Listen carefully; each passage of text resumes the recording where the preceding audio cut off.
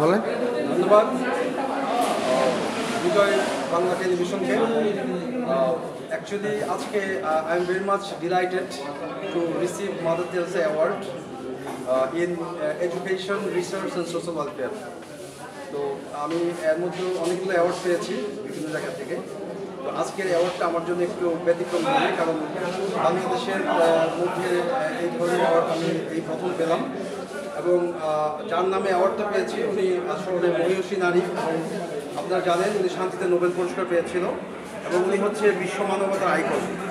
ওনার সম্মানার্থে আজকে আমি শিক্ষা, গবেষণা এবং সমাজকর্মে পুরস্কার গ্রহণ করেছি।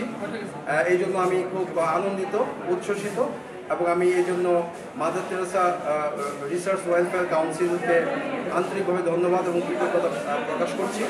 এবং আশা করছি মাদার তেরেসা বিশ্ব মানবতার জন্য যেভাবে কাজ করে গিয়েছেন, ওনার সেই আদর্শিত হয়ে আমিও ভবিষ্যতে সুন্দরভাবে কাজ করার আশাবাদ ব্যক্ত করছি।